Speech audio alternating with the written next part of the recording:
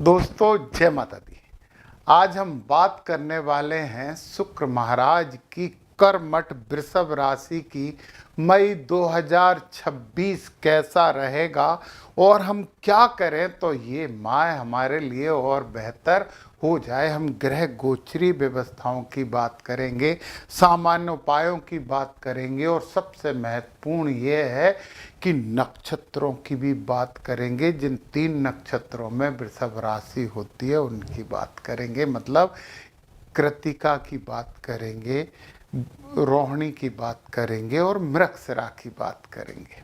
तो चलिए सबसे पहले इस माह की सेंट्रल टेंडेंसी की बात कर लेते हैं कि कैसा रहेगा, ओवरऑल कैसा रहने वाला है।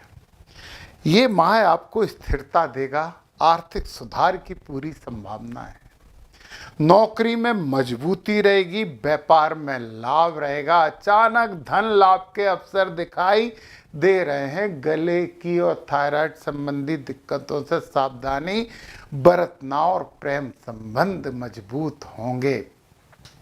पैसा बचाने पर फोकस करिए। शुक्रवार के दिन सफ़ेद वस्तु का दान करिए तो बहुत अच्छा रहेगा। अब हम ग्रहों के आधार पे बात करते हैं।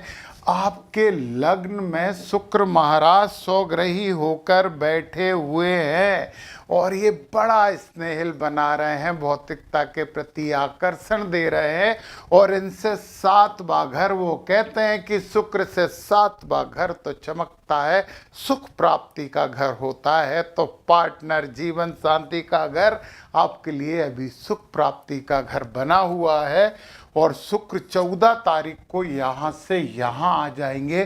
गुरु और शुक्र का अद्भुत संयोग होगा।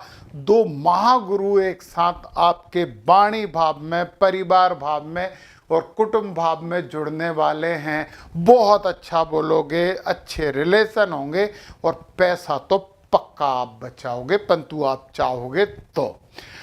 चलिए ठीक है, हमने इसकी बात कर ली। गुरु महाराज दूसरे भाव में बैठे, बहुत अच्छे, आपकी बाड़ी में दमदारी लेके आ रहे हैं, वजनदारी लेकर आ रहे हैं और इससे अच्छा गुरु और भी आपका काम कर रहे हैं।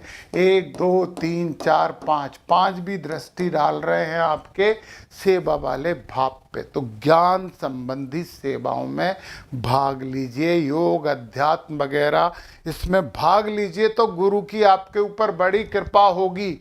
और फिर गुरु यहाँ पे 8वें घर पे 7 भी दृष्टि डाल रहे हैं तो गूढ़ विद्याएं आप सीख सकते हैं। ऐसा धन भी प्राप्त हो सकता है जो आपने नहीं कमाया, क्योंकि शुक्र भी आ जाएंगे 14 को, तो 7वां घर तो अपने से उन्हें चमका नहीं है, वो धन भी मिल सकता है जो आपने नहीं कमाया। ये बहुत अच्छी बात है। फिर गुरु की 7 के बाद 9वीं दृष्टि आपके कर्म भाव पर पड़ रही है और यहाँ जो राहु बैठे हैं उन राहु को भी ठीक कर रहे हैं। राहु क्या देता है? राहु भ्रम देता है। राहु और ज़्यादा वाली बात देता है, परंतु जब गुरु महाराज की अमृतमयी 9वीं दृष्टि राहु महाराज पे पड़ेगी तो राहु ठीक हो जाएंगे, ये पक्की बात है। चलिए गुरु की बात हमने कर ली। केतु यहाँ पे बैठे हैं आपके सुख भाव में। कोशिश करिए परिवारजनों से जुड़ाव रहे, अलगाव नहीं हो। गणपति जी की आराधना करना बहुत जरूरी है। राहु को तो सुख कर दिया गुरु ने और यहाँ पे ठीक होते हैं, कुछ नेतागिरी का भी काम किया जा सकता है। राहु कर्म भाव में बैठे। शनि और मंगल, अच्छा युति खतरनाक है, परंतु शनि भी यहाँ शुभ होते हैं, मंगल भी यहाँ शुभ होते हैं। पर क्या करें यार, शनि और मंगल की आपस में पटती नहीं है, तो पटती नहीं है तो फिर वो लड़ाई झगड़े वाले घर तो थोड़े से बर्बाद होते हैं।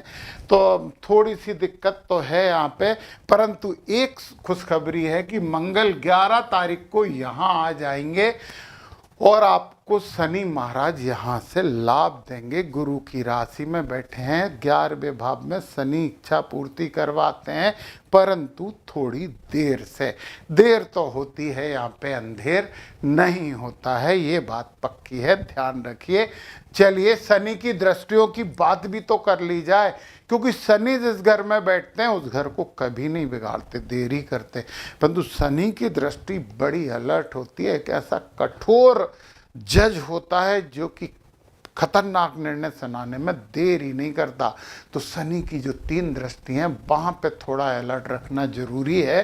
1 2 3, तीसरी दृष्टि आपके लग्न में पड़ रही है, हालांकि यहाँ शुक्र बैठे हैं, फिर भी आलसीपन, डिले किसी भी काम में ये बिल्कुल मत करना तो अच्छा होगा। फिर 7वीं दृष्टि आपके पढ़ाई के भाव में, बच्चों के भाव में, आनंद के भाव में, शिक्षा के भाव में पड़ रही है। तो यहाँ पर सबसे ज़्यादा सावधानी रखना, बच्चों पे ध्यान देना है, पढ़ाई लिखाई में बिल्कुल लापरवाही और कोताही नहीं बरतना है। फिर 7 के बाद 8 9 10वीं दृष्टि 8वें घर पे पड़ रही है। गुरु महाराज भी यहाँ देख रहे हैं, तो ये एक अच्छी और एक बुरी दोनों दृष्टि मिलकर न्यूट्रल हो गई, तो कोई दिक्कत यहाँ पे नहीं है। और अब हम बात कर लेते हैं सूर्य और बुध की, जो 12वें भाव में बैठ के कह रहे हैं कि विदेशों से संबंध बनाओ, आपको फायदा हो सकता है। तो सूर्य कह रहे हॉस्पिटल जाने से बचना हो तो सूर्योदय से पहले उठ के सूर्य को जल चढ़ा लो। ये सूर्य महाराज कह रहे हैं। सूर्य 15 को वृषभ में आ जाएंगे, आपके लग्न में आके आपको थोड़ा अहंकारी बनाने वाले, मत बनना। और फिर इसके बाद बुध भी यहाँ से 14 को वृषभ में आ जाएंगे, अच्छे हैं। अब आप में बुद्धिमत्ता आ जाएगी तो अहंकार में भी एक दम होगी, एक बुद्धि होगी। और फिर बुध वाणी के भाव में 29 तारीख से आ जाएंगे, तो बहुत शुभ आपके लिए हो जाएंगे। ये है आपकी ग्रह गोचरीय व्यवस्था। गणपति जी की आपको आराधना करना है, और ये बात तो आपको ध्यान रखना चाहिए। इन्वेस्टमेंट वो सोच समझ के आपको करना चाहिए। अब हमें ये महीना और शुभ करना है। हमें तो कोई भी ग्रह कहीं बैठा है उसके अच्छे फल ही लेने हैं, तो फिर हमको मनाना पड़ेगा नक्षत्रों को। तो नक्षत्रों को मना लिया जाए तो ग्रह कहीं भी बैठे हों, नक्षत्र मान गए तो ग्रह भी मान के अच्छे फल देने लगते हैं। तो देखिए आप जरा, कृतिका नक्षत्र और वृषभ राशि वाले लोगों की बात कर रहा हूं मैं। सूर्य आपको पूरे माह शुभ रहने वाले, भले ही वो 12वें में है परंतु आपके लिए शुभ रहने वाले हैं। कृतिका नक्षत्र मंगल 1 से 11 मई आपको ओम पूखड़े नमः का जप करने का कह रहे हैं। ये करोगे तो फिर मंगल भी ठीक हो जाएंगे। रेवती नक्षत्र है वो आपके लिए थोड़ी समस्या है, तो ओम पूखड़े नमः 11 के बाद अपना नक्षत्र बदल के आपके लिए शुभ नक्षत्र में आ जाएंगे।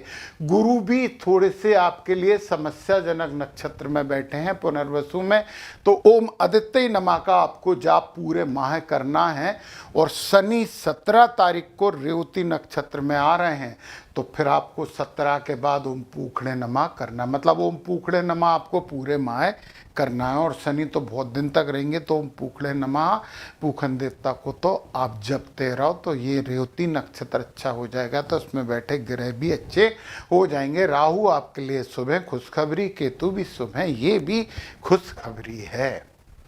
मैं बताऊं आपको, नक्षत्रों को आपको बहुत डिटेल से पूरा समझना है, नक्षत्रों से फाइनेंस एस्ट्रोलॉजी समझना है, तो नीचे मेरा डिस्क्रिप्शन में ऐप का लिंक है, उस पर क्लिक करके कोर्स प्राप्त कर सकते हो। और अब तो कृष्ण मूर्ति पद्धति भी रिकॉर्डेड क्लास लाइव हो गई है, जब चाहें तब आप ले सकते हैं और अपना ज्ञान बढ़ा सकते हैं। बात करते हैं रोहिणी नक्षत्र की। रोहिणी नक्षत्र में सूर्य शुभ हैं। मंगल महाराज 11 से 29 तक अश्विनी नक्षत्र में रहने वाले हैं, और वो आपके लिए थोड़ा अशुभ नक्षत्र है। रोहिणी नक्षत्र वालों, ओम अश्विनी कुमाराभ्याम नमः की आपको माला करना है 11 से 29 मई। फिर गुरु आपके लिए शुभ हैं। शनि 17 तक आप अशुभ हैं, फिर शनि इसके बाद रेवती में आके शुभ हो जाएंगे, तो उत्तरा भाद्रपद आपके लिए समस्या है, तो उसे ठीक करने के लिए ओम अहिर बुधनाय नमः का जाप करिए। राहु भी प्रॉब्लम दे रहे हैं सदभिषा नक्षत्र में, तो ओम वरुणाय नमः का जाप करिए। मघा नक्षत्र में केतु थोड़ी समस्या दे रहे हैं, तो ओम पितृभ्या नमः का जाप करिए। 1 2 3 माला और आधे महीने ये माला, एक माला में 1.5 मिनट लगता है, 3 माला में 6 मिनट लगा लो आप, 6 मिनट का काम है, कर लीजिए। नक्षत्र देवता मंत्र जब हम पढ़ते हैं तो नक्षत्र प्रसन्न होते हैं तो फिर ग्रहों को प्रसन्न होना ही पड़ता है। अब मृगशिरा मंगल महाराज के नक्षत्र की बात कर लें। 11 मई तक ओम यमाय नमः का जाप करते रहिए। 11 के बाद सूर्य बहुत शुभ हो जाएंगे और आप ओम यमाय नमः का जाप करोगे तो सूर्य 11 तक भी शुभ होंगे। मंगल भी 1 से 11 तक ओम पूखणे नमः का जप करवाने का कह रहे हैं कि ये आप जाप एक माला करना है, करते रहिए तो मंगल भी शुभ हो जाएंगे। 11 के बाद तो वैसे भी मंगल आपके पक्ष वाले नक्षत्र में आ रहे हैं। फिर 29 तारीख से आपको ओम यमाय नमः का जाप करना। 29 मई, महीना निकल ही जाएगा लगभग। फिर गुरु के लिए भी ओम आदित्य नमः का जाप करना है और शनि 17 के बाद ओम पूखणे नमः का जाप से शुभ होंगे। राहु शुभ है, केतु शुभ है, ये अच्छी बात है। तो 1 2 3 यमाय नमः 2 बार आ गया। 3 मालाएं करनी है आपको, पूरे माह कर लीजिए, बहुत अच्छा हो जाएगा। तो निश्चित ही आपने मेरा ये चैनल सब्सक्राइब कर लिया होगा, वीडियो शेयर किया होगा। यदि आपको लाभ मिल रहा है तो अपने दोस्तों को भी बताइए, कमेंट करिए, बताइए और आपको क्या चाहिए। जय माता दी।